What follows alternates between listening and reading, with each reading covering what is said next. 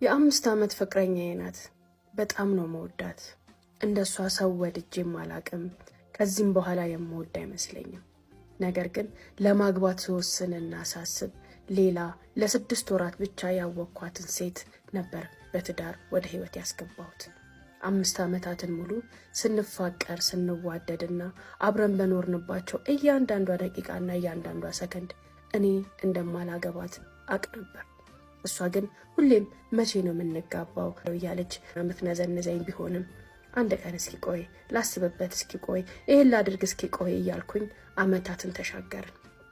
ለ5 ዓመታት ያህል ከእሷ ጋር ስቆይ የማገባበት ጊዜ ገና ሆኖ ወይ ደግሞ የማገባበት አቅም ሳይኖረኝ ቀርቶ ሳይሆን እሷን መራቅ ፈርቼ እሷን መተው የሞት ያህል ከብዶኝ ነበረ።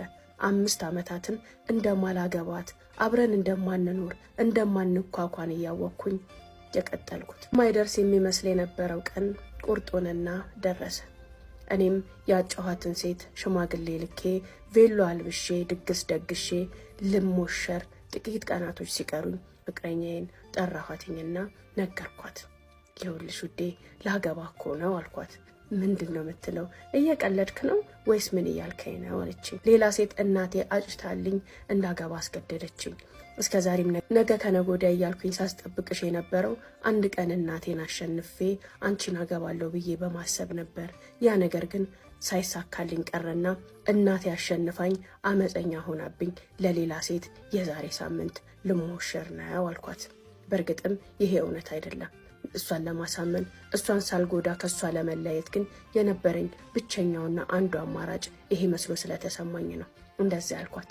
ያንን ስላት በፍጹም አላምንህም፣ አልቀበልህም፣ ብዙ ነገሬን ወስደህብኛል፣ ብዙ ነገሬን አበላሽተህብኛል፣ ከምንም በላይ እድሜን ውበቴን ሁሉም አባክነህብኛል። አንተን ነበር እኮ ስጠብቅ የነበረው። በዙሪያ ምን ያህል ሰዎች እንደነበሩ ሲፈልጉኝ ወደ ጎን እንዳልኳቸው እያወቅ እንደዚህ ታረገኛለህ ብዬ በፍጹም አልጠብቅም፣ አላምንህም አለች። ላሳምናት ብዙ ሞከርኩኝ። አላምንህም እያለች አልቅሳ ተነስታ ከአጠገቤ ራቀች።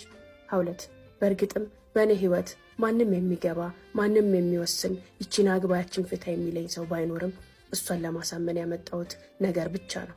እሷን እንዳላገባ ያደረጉኝ ብዙ ምክንያቶች ቢኖሩኝም ጥቂቶቹን ግን እነግርሻለሁ።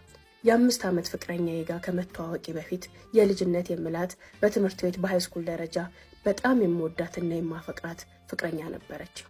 ያቺም ሴት ከክፍለ ሀገር አዲስ አበባ መታ ቤት ተከራይታ ብቻዋን ነበር የምትኖረው።